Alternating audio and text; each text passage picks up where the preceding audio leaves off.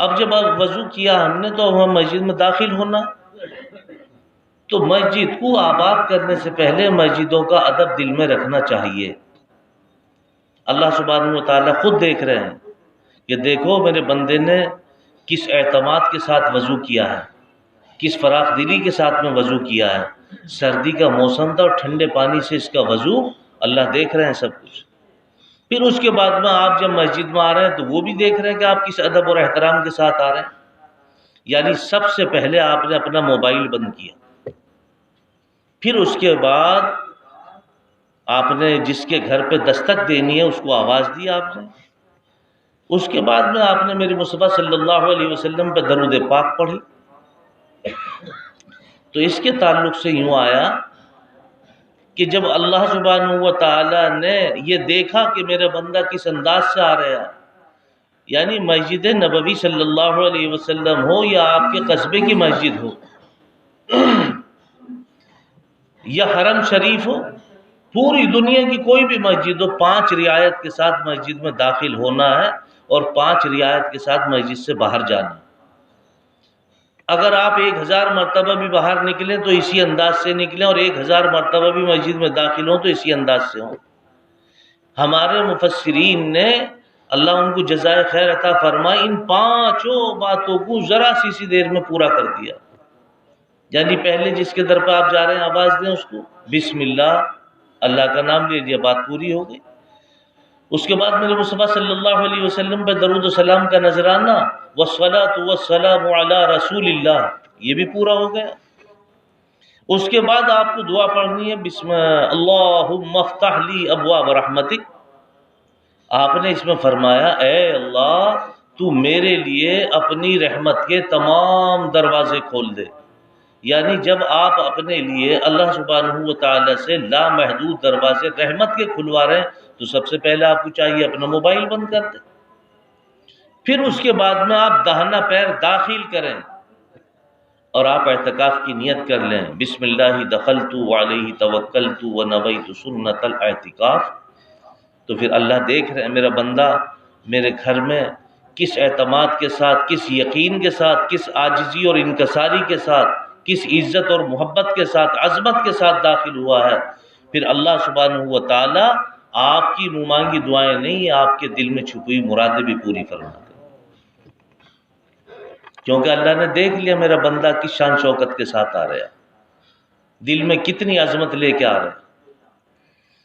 اب آپ نے یہاں آئے، پتہ لگا اذان ہو گئی۔ امام نووی رحمۃ اللہ علیہ فرماتے ہیں اگر کوئی شخص اذان سے پہلے مسجد میں آتا ہے تو وہ ایسا ہے جیسے وَمِنْهُمْ سَابِقٌ بِالْخَيْرَاتِ، یعنی صدقہ خیرات کرنے والا، زیادہ سے زیادہ صدقہ خیرات کرنے والا۔ اور اگر کوئی شخص آتا ہے اذان کے بعد میں تو وہ ایسے جیسے وَمِنْهُمْ مُقْتَصِد، یعنی معتدل آدمی ہے۔ اذان ہو گئی، وضو کیا، سنت پڑھی، امام صاحب کے ساتھ تکبیر اولیٰ کے ساتھ نماز پڑھی، وہ ایسا ہے کہ یہ معتدل آدمی ہے، اعتدال پسند ہے۔ اور کوئی آدمی آیا جماعت کھڑی ہونے میں، جماعت کھڑی ہو گئی، پھر وہ جماعت میں شریک ہوا، اس کے لیے یوں آیا کہ وظالم لنفسی، وظالم لنفسی، یعنی یہ وہ شخص ہے جس نے اپنے آپ پر بہت ظلم کیا، جس نے اپنے آپ پر بہت ظلم کیا ہے۔ اور ایک جگہ تو یوں فرمایا کہ آپ صلی اللہ علیہ وسلم فرما رہے ہیں میں تمہیں ظالم بتاؤں کون ہے؟ تو صحابہ رضی اللہ تعالیٰ عنہ اجمعین نے کہا اللہ کے نبی زانی ہے، چور ہے، ڈاکو ہے، کون ہے؟ کوئی بھی نہیں، ان میں سے کوئی بھی ظالم نہیں ہے۔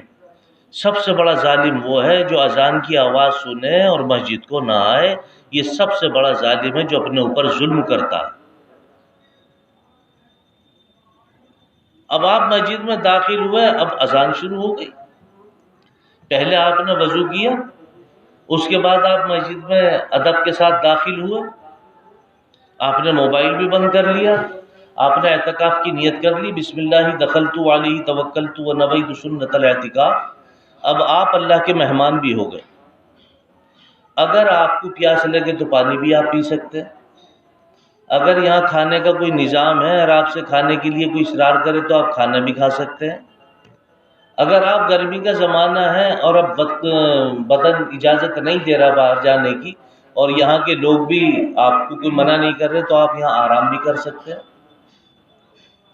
یعنی اب آپ اللہ کے مہمان ہیں، اللہ کے گھر میں ہیں، لیکن اگر آپ نے اعتکاف کی نیت نہیں کی اور آپ مسجد میں کھانا پینا سونا بیٹھنا شروع کر دیں تو یوں آیا معتکف کے ساتھ غیر معتکف کا کھانا بھی حرام۔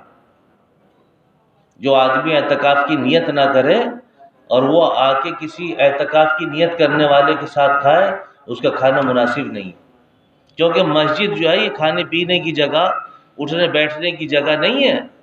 مسجد اللہ کا گھر ہے، صرف اور صرف اللہ کی بات ہو، اللہ کے دین کی بات ہو، رسول اللہ صلی اللہ علیہ وسلم کی بات ہو، ان کی سنت کے بارے میں بات ہو۔ دنیا کی بات کرنا تو مسجد میں ایسا جیسے خنجیر کو ذبح کر کے ڈال دی۔ اس لیے مسجدوں کا ادب کرنا آپ کے اوپر اولین فرض ہے۔ اگر آپ مسجدوں کا ادب کریں گے، مسجدوں کا احترام کریں گے، اللہ سبحانہ و تعالی آپ کو دنیا میں بھی عزت عطا فرمائیں گے اور آخرت میں بھی عزت عطا فرمائیں گے۔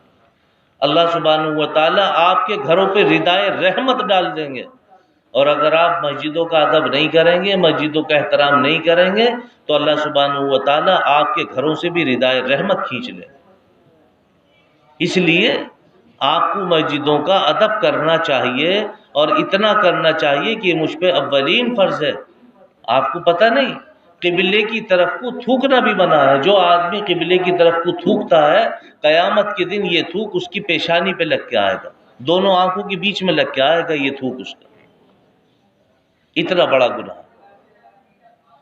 تو آپ مسجد میں بھی داخل ہو گئے الحمدللہ، اور مسجد کے ادب کے ساتھ آپ نے داخل ہوئے، وضو کیا، مسجد میں داخل ہوئے، اب اذان شروع ہو جاتی ہے۔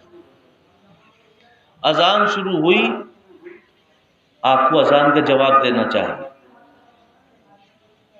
عن جابر عن عبداللہ ان رسول اللہ صلی اللہ علیہ وسلم قال من قال حين يسمع النداء اللهم رب هذه الدعوة التامة والصلاة القائمة آت محمدا الوسيلة والفضيلة وابعثه مقاما محمودا الذي وعدته إنك لا تخلف الميعاد۔ حدیث میں آتا ہے ایک لفظ اور، حلت له شفاعتی یوم القیامہ، یعنی میرے مصطفیٰ صلی اللہ علیہ وسلم فرما رہے ہیں تم نے مجھ پہ دعائے وسیلہ پڑھنا بند کر دیا۔ اذان کے بعد کی دعا کو دعائے وسیلہ بتایا گیا، اور یہاں ایسے بتایا گیا اے کامل دعا اور صلاۃ دائمہ کے رب، تو آپ صلی اللہ علیہ وسلم کو غیر منتہی ترقی عطا فرما، اور آپ صلی اللہ علیہ وسلم کو مقام محمودہ تک پہنچا جس کا آپ نے ان سے وعدہ کیا۔ یوں آیا کہ جب اذان ہو تو سب اس کے اذان کا جواب دینا چاہیے۔ جو آدمی اذان کا جواب دیتا اس کو 2 لاکھ نیکی ملتی۔ اذان اتنی اہم ہے کہ جب اذان ہو تو پھر قرآن کریم کے پڑھنے کی بھی اجازت نہیں ہے کہ آپ قرآن کریم پڑھ لیں۔ یوں آیا بس اب آپ قرآن کریم بھی بند کر دیں۔ ہمارے یہاں تو اذان ہوتی ہے ٹیلی ویژن بند نہیں ہوتے، قرآن کریم تو کیا بند ہو، قرآن کریم تو کھلتے ہی نہیں، تو بند کہاں سے ہوں گے؟ موبائل پہ اگر آدمی لگا ہوا تو لگا ہوا ہے، بات کر رہا ہے، گپ شپ لڑا رہا ہے، اذان ہو رہی ہے تو ہونے دو۔ ایک وقت تھا کہ اذان ہوتی تھی ریڈیو بند ہو جایا کرتے تھے، ٹیلی ویژن بند ہو جایا کرتے تھے، یہاں تک کہ گھر میں اگر کوئی بات چیت بھی ہو رہی تو خاموش ہو جاتے، خاموش ہو جو بھائی اللہ کی اذان ہو رہی ہے۔ آج کوئی احترام نہیں ہے۔ اذان ہوتی ہے تو ہوتے رہو، تمہیں گانے سننے تو گانے سنتے رہو گے۔ اچھا بہت سے گھروں میں تو اب یہ ہے اگر اذان ہو رہی ہے ٹیلی ویژن چل رہا ہے تو وہ اس کی آواز بند کر دیتے ہیں۔ یہ پاگل ہیں لوگ، ان کو یہ پتہ نہیں اللہ سبحانہ و تعالیٰ چاہیں گے تو آپ کی آنکھوں کی بینائی چھین لیں گے۔ آپ جن کانوں سے سن رہے ہیں اللہ سبحانہ و تعالیٰ ان کانوں کی سماعت بھی تو چھین سکتے ہیں۔ اذان وہ ہے کہ جو اللہ کا منادی مؤذن جو بآواز بلند اذان ادا کرتا ہے، اذان کے لفظوں کو ادا کرتا ہے۔ اذان اتنی بڑی اہمیت کا حامل ہے کہ جب اذان ہو جائے تو درود پاک پڑھیں، پھر اذان کی دعا پڑھیں، پھر اپنے لیے دعا پڑھیں، یوں آیا کہ دعا کے مقبول ہونے کا وقت۔ حلت لہ شفاعتی یوم القیامہ، میرے مصطفیٰ صلی اللہ علیہ وسلم نے فرمایا جس نے اذان کے بعد کی دعا پڑھی اس کی شفاعت مجھ پر واجب ہوگی۔ جس نے اذان کے بعد کی دعا پڑھی اس کی شفاعت مجھ پر واجب ہوگی۔ آج ہمارے ہاں یہ ہے، اگر نمازی مسجد میں ہوتے ہیں، اذان ہوتی رہے وہ بھی جواب نہیں دیتے، باتوں میں لگے رہتے ہیں، اور اگر کوئی آدمی آ بھی رہے نماز پڑھنے کے لیے تو اذان ہوگی تو فوراً سنجے خانے میں بھاگے گا۔ اذان اس کو سننی نہیں ہے، بارہ چاہے کتنا ہی ٹائم ہو نماز میں خالی بیٹھا رہے گا، مسجد میں آئے گا تو اذان کے وقت پہ آ کے جب اذان شروع ہوگی مسجد میں آئے گا تو استنجے خانے تلاش کرے گا، اذان ہو جائے گی غرض وہ اذان کی فضیلت سے محروم رہ جائے گا۔ اس لیے ہمیں چاہیے کہ اذان کا اہتمام کریں۔ وہ مائیں بہنیں جو ایسے جھوٹے عاملوں کے پاس جاتی ہیں کہ میرے پاس مجھے دیکھو ذرا سا مجھ پہ کچھ ہوا کا اثر بتا رہے ہیں، اس بچی کو دیکھو ہوا کا اثر ہے، تمہیں خود بھی سوچ لینا چاہیے کہ عمر کے ساتھ ساتھ اثر ہوتا ہے۔